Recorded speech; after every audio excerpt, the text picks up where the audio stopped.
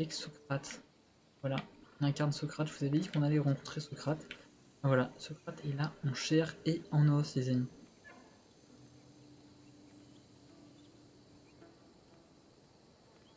Vous aimez bien notre ami Socrates.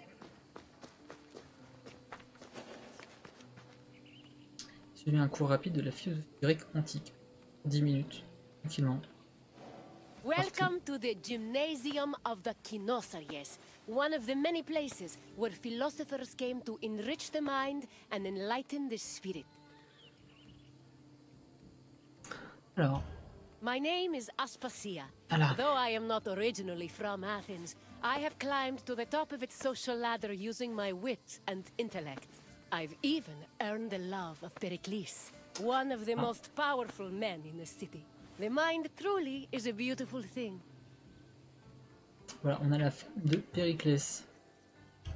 There is no better setting for learning than in a quiet place far away from the commotion of the city. Once your tour is complete, come find me, and we can discuss what you've learned. Farewell for now. Philosophy comes from the Greek word philosophia, or love of wisdom.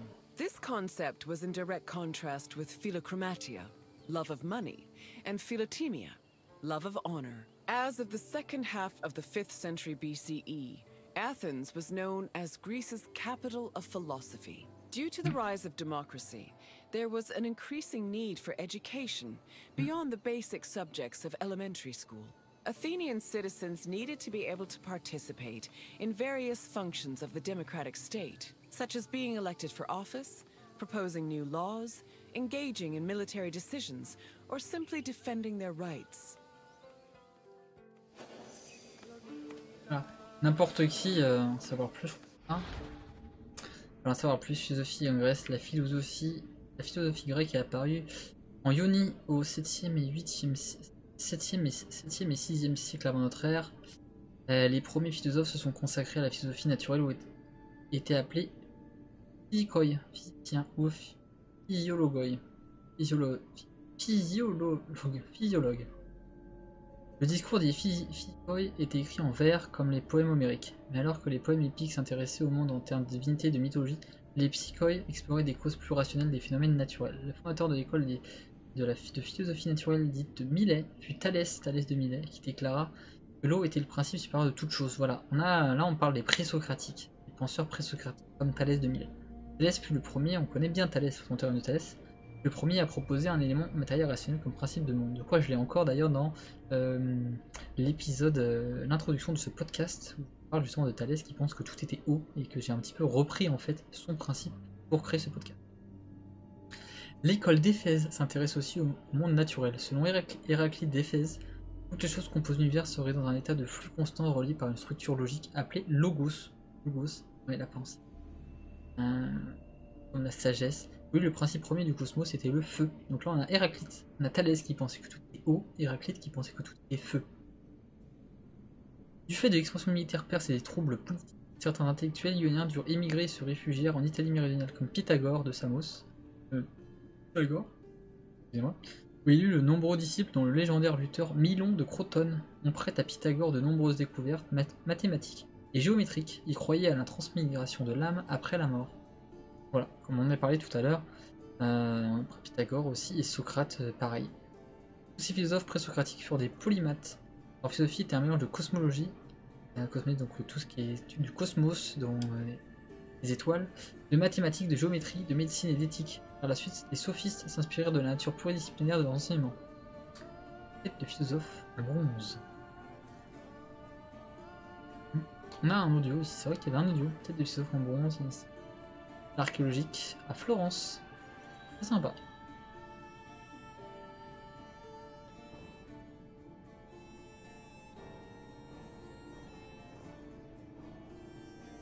Hop. Deuxième point. Originally, Athens had no official school buildings for higher education. Sophists and philosophers taught either in private homes or in public spaces like the theater. To recruit young pupils for long-term curricula, they also held classes in gymnasia, where young Athenians underwent physical training. The Cynosarges was a sanctuary to Heracles, located in the south suburb of Athens. At the beginning of the 4th century BCE, Antisthenes used this sanctuary as a teaching spot for his school of philosophy, the aptly named Cynicism. Très bien. Très bien, très bien. Ah, transfusion, attends, écoutez, il est en audio du coup. Originally, Athens... Ah, c'est vrai que c'est en anglais. J'ai mis les sons en anglais, je joue en VO moi surtout. C'est vrai que j'ai mis en VO, je vais mettre en français. Et je vais faire du coup la transcription moi-même.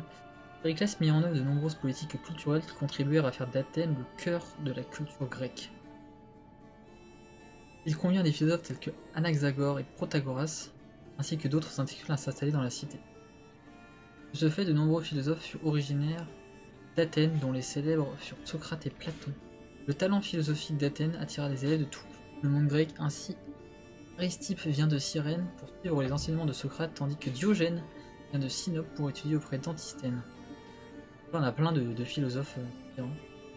A l'origine, les philosophes et les sophistes enseignaient dans des demeures privées, des gymnases ou des lieux publics. Mais à partir du IVe siècle avant notre ère, des écoles de philosophie permanentes apparurent à Athènes. Les premières institutions philosophiques étaient l'Académie de Platon, le lycée d'Aristote. Donc à l'époque de Socrate, il n'y avait pas encore, donc on était vraiment dans les gymnases et dans les lieux publics. Les premières, ces écoles comprenaient des jardins, des pièces pour les enseignants, les élèves et les invités, une bibliothèque, mais tous les philosophes n'étaient pas partisans d'une éducation institutionnelle. C'est le cas de Diogène qui logeait dans un tonneau et dispensait des enseignements sur la place publique. Diogène qui était un personnage assez particulier. Au cours du 5e et du 4e siècle avant notre ère, Athènes regorgea de philosophes, d'ouvrages de débat et d'idées, ceci jusqu'au 6e siècle de notre ère, période à laquelle les derniers philosophes athéniens furent chassés par un édit de l'empereur byzantin Justinien. Triste époque. On commence à chasser les penseurs. Les penseurs et les philosophes, ça commence à se sentir pas très bon.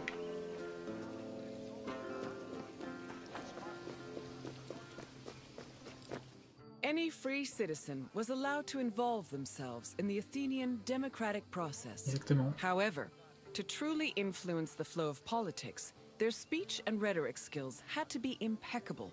As a result, many sophists taught subjects like logic, reason, and eloquence. These were meant to help students achieve arete, or excellence. But this specific concept of excellence was often challenged, especially by other philosophers. For example, Plato, Socrates, and Isocrates preferred a more moral approach and argued that rhetoric should be used as a means to serve the greater good. Socrates and Plato went even further, declaring that philosophy and wisdom were not only useful tools, but also ethical virtues. Voilà. Donc là, grâce à 469, j'ai dit qu'à 70-469, on n'a pas très sûr des dates. Son mode de vie exemplaire résume bien sa philosophie. Alors qu'il avait 40 ans, l'oracle de Delphes dit à Socrate qu'il était le plus sage de tous les hommes en vie. Voilà. Parce que j'en ai parlé. Platon se laissa perplexe qu'il avait l'impression de ne rien savoir et dès lors il se mit en quête de vérifier les paroles de l'oracle en cherchant quelqu'un de plus sage que lui. C'est bon là qu'il a dit, la seule chose que je sais c'est que je ne sais rien, et du coup il s'est mis à vouloir apprendre de tout. À Athènes, il interrogea des gens célèbres de toute profession afin de mettre leur connaissance à l'épreuve. Il alla voir des hommes politiques, des orateurs, des poètes, des rhapsodes, des sophistes, et de toutes les conversations eurent le même résultat en usant de l'ironie et de la réfutation. Il prouva que ces arrogants experts ne connaissaient pas ce qu'ils croyaient savoir. Voilà, la fameuse théorie de Socrate. Il tenta aussi de persuader ses concitoyens de mépriser l'argent, les honneurs et le prestige pour se consacrer à l'enrichissement de leurs esprits. L'enrichissement personnel intérieur avant le bien matériel. La philosophie fut la seule occupation de Socrate. Il n'écrivit aucun ouvrage préférant l'enseignement oral. Heureusement, cela ne lui rapporta guère et on dit qu'il vécut toute sa vie dans la pauvreté, portant le même manteau et allant pieds nus. Dit encore une fois, sobriété. La nature publique du travail de Socrate lui valut de nombreux ennemis et même la haine des Athéniens que ses idées dérangeaient.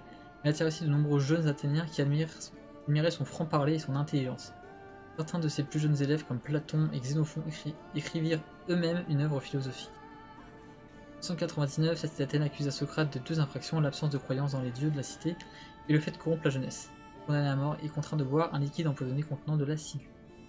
Toujours en prison, certains de ses amis tentèrent de le convaincre de s'évader, mais Socrate refusa, préférant se conformer aux lois de la cité, comme je l'ai dit. Ça, jusqu'à la dernière extrémité, Socrate décida de mourir plutôt que d'abandonner son mode de vie. Il a vécu, selon ses convictions, jusqu'à la fin. Ah, Socrate, morale, justice, respect. Ancient Greek philosophy was multidisciplinary in nature. In addition to wisdom and logic, philosophers also studied and taught math, geometry, music theory, and even medicine. For example, the philosopher Prodicus wrote a treatise called On Human Nature, where he outlined various explanations on human physiology. Philosophy's influence was also great enough to affect medicine. Hippocratic physicians were known to incorporate philosophical ideas into their work, and the treatise On Airs seems to be influenced by pre-Socratic theories on air being the first principle of the universe. Voilà, on a la pensée sur la nature là. Donc on nous dit l'Académie de Platon fondée en 388 387, donc on est plus de 10 ans après la mort de Socrate. À l'extérieur du muraille d'Athènes, à l'entrée figurait une inscription que nul n'entre ici si n'est géomètre. Les dialogues montraient clairement que Platon et ses élèves consacraient beaucoup de temps à l'étude des mathématiques. Les mathématiciens et géomètres travaillèrent à l'Académie de Platon, notamment Archytas, un philosophe pythagoricien, et Eudoxe de Cnide, un géomètre et astronome. L'Académie fournit aux étudiants l'occasion de développer de nouvelles théories en mathématiques et en astronomie. Ainsi, Eudoxe conçut des modèles mathématiques des mouvements planétaires et Speusippe, neveu et futur successeur de Platon à la tête de l'Académie, élabora un modèle de l'univers physique en trouvant des figures géométriques. Là, on a quand même une belle enseigné au jardin, tableau de Joshua Crystal, 1767, 1847, 1820, mode moderne, à Édimbourg. Très sympa, très beau. Très beau. On masque le texte, on peut voir le tableau. Très joli ce tableau.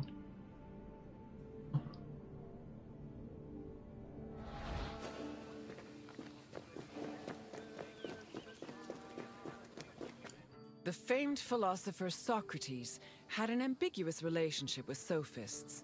In Plato's dialogues, Socrates is portrayed as being in constant opposition with the famous sophists of his time.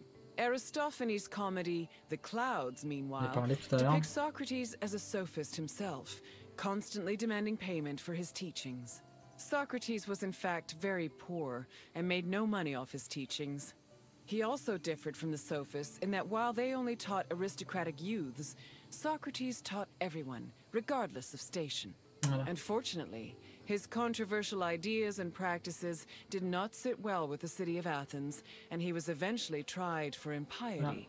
Il enseignait aussi aux pauvres, ou enseigner à n'importe qui, ce n'est pas très toléré à cette époque-là, encore une fois.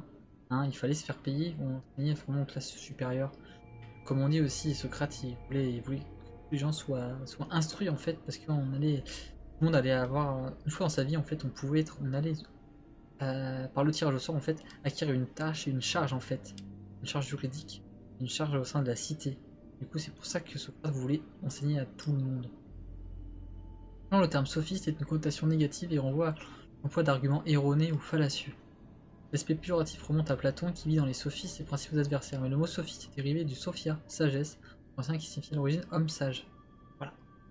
Voilà, les sophistes c'était à l'époque des hommes sages, mais après voilà, vu ce qu'ils avaient fait à Socrate, eh bien Platon a un petit peu tourné ça à l'inverse. Dans la Grèce antique, les sophistes représentèrent une nouvelle catégorie professionnelle attirant sa subsistance de l'enseignement de disciplines spécialisées telles que la rhétorique et la persuasion.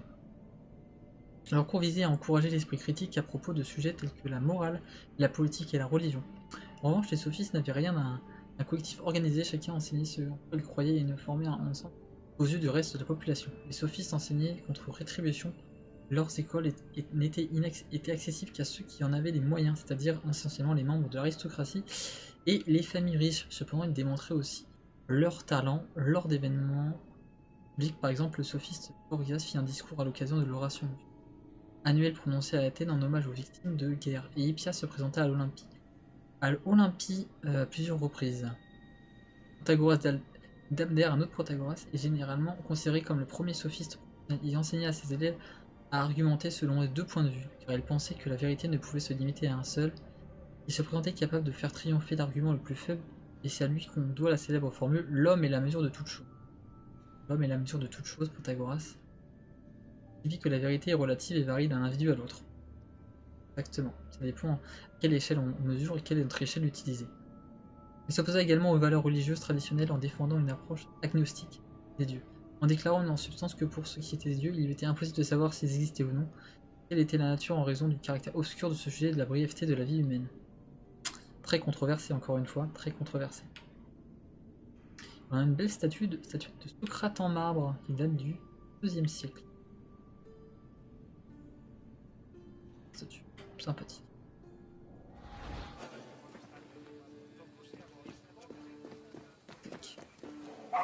Non, le jardin du Cynosarge d'ailleurs, hein, qui est Héraclès, et du coup on avait Socrate qu'on voyait, notre copain. Hein, on a vu. Il est là, copain.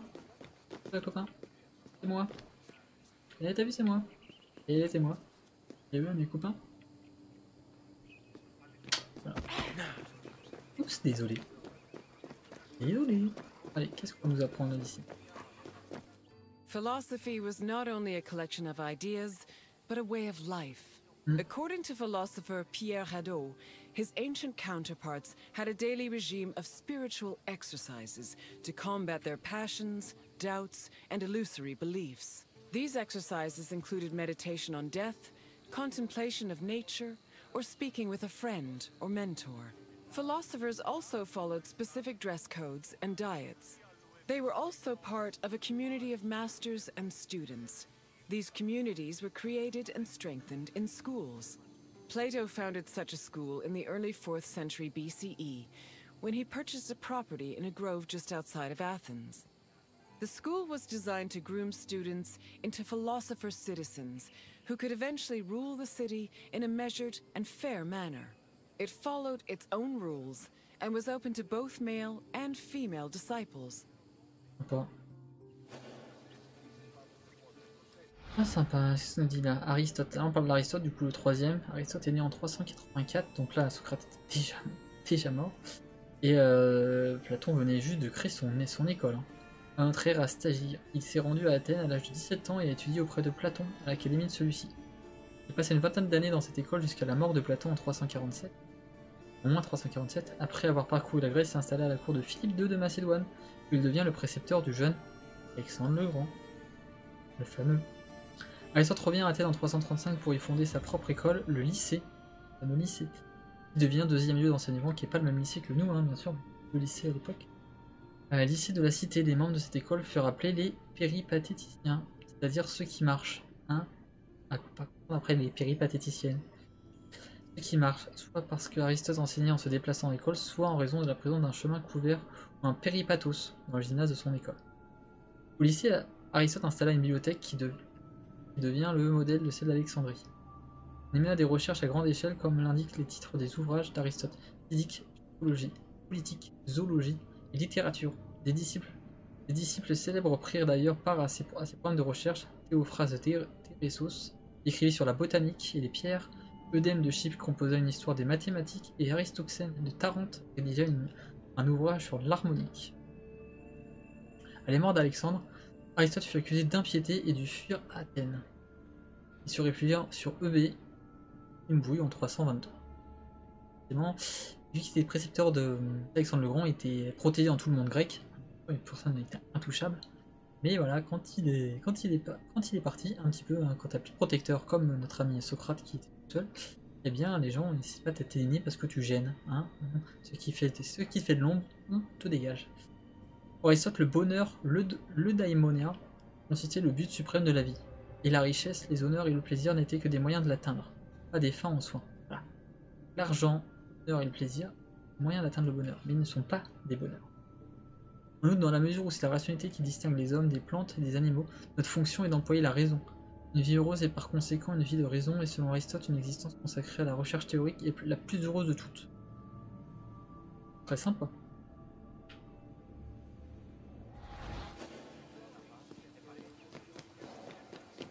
I can tell by the crease in your brow that you're already puzzling over the new things you've learned.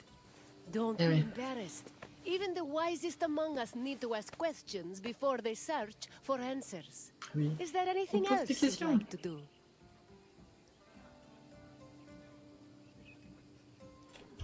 You wish to test your wisdom? Very... What does... Ah, on a déjà fait tout ça. Sagesse. Oui. Donc ça c'était vraiment à la fin. Now, which play... Yes, The Clouds was a comedy that portrayed the famous philosopher as a greedy sophist. Plato even believed that this caricature contributed to his mentor's eventual trial and execution. Well done, Wanderer. Even Socrates would be impressed by the depths of your wisdom.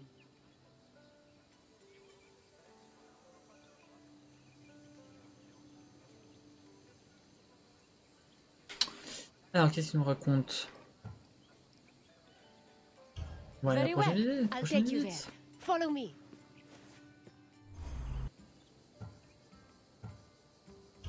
You wish to test your wisdom? Very well. Allez. Let's see how you compare to the great philosophers. The first question is an easy one. What does philosophia mean? Alors la philosophie, qu'est-ce que c'est? Hein, on a philos, qui veut dire l'amour en Grèce, et logos, la logique. Logic was a large part of philosophical teachings, but the word philosophia did not refer to it directly. Keep trying. Ah, sagesse. Vraiment nul. Correct. Philosophia refers to the love of wisdom. Ouais. Time for the next question. The Kynosarges was a sanctuary dedicated to which Greek hero? Je voulais mettre la sagesse en plus. Hein. Je suis vraiment... J'ai même pas entendu la question en fait.